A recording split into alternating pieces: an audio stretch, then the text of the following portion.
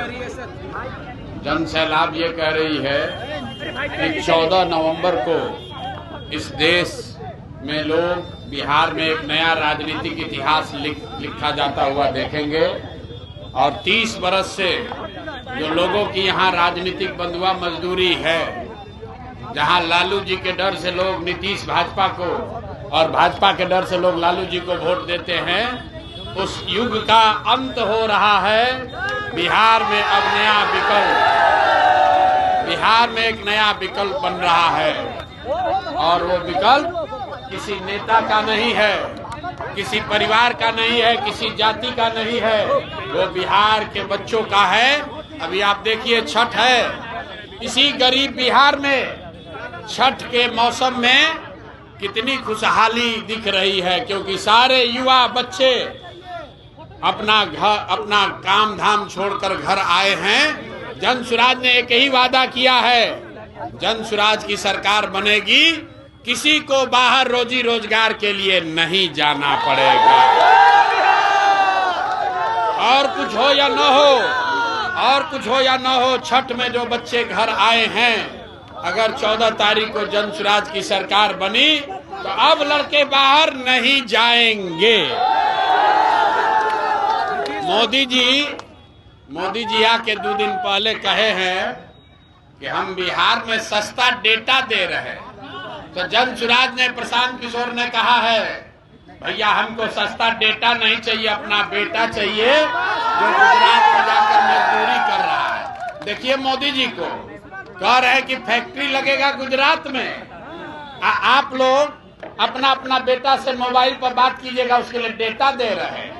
बारे भाई है वोट बिहार का, अब फैक्ट्री लगेगा गुजरात में। अब बिहार का आदमी अपना बाल बच्चा का चेहरा देखने के लिए इनका सस्ता डेटा लेके मोबाइल पर मुंह देख रहा है, तो बदलना चाहिए कि नहीं बदलना चाहिए? ये भीड़ इस बात का गवाह है कि लोगों ने तय कर लिया है कि अब हम लोग को कुछ नहीं चाहिए, सबसे पहले रोजगार चाहिए, पलायन बंद होना चाहिए, छठ दिवाली होली सब अपने घर परिवार के साथ मनाना है। यही जन सैलाब और लोगों का समर्थन यही बता रहा है। तेजस्वी यादव भी आपकी बात कर रहे हैं सर कि रोजगार बिहार में चाहिए, विक्ट्री बिहार। तेजस्वी यादव, सुनिए, तेजस्वी यादव थोड़े दिन में अब कहने वाले हैं कि पूरा बिहार को सोने का लंका बना देंगे। ये आदमी समझता है कि पूरा बिहार का आदमी मूर्ख है। पहले तेजस्वी यादव ने कहा कि सबको 2,500 हजार रुपया देंगे, कोई नहीं विश्वास किया। फिर बोला सब घर में नौकरी देंगे, फिर भी बात नहीं बना। अब कह रहे भैया पेंशन बढ़ा देंगे, सैलरी दे देंगे।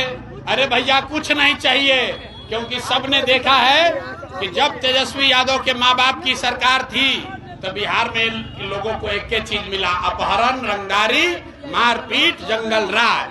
तो भैया हम रोज बताते हैं, शेर बूढ़ा हो जाता है, जब शेर बूढ़ा हो जाता है तो शिकार करने के लिए सोना का कंगन लेके बैठता है, सोना का कंगन लेके बैठता है, इस आशा में कि कंगन के लालच में कोई आए तो उसको पकड़ के खाएंगे।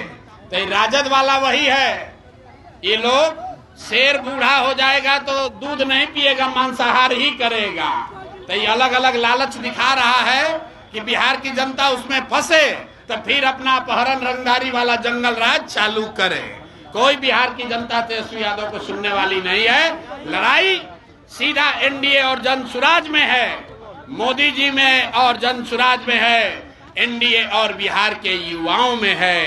तय बिहार को करना है कि बिहार का लड़का गुजरात में जाकर मजदूर बनेगा कि बिहार में अपने पैर पर रोजी रोजगार करेगा।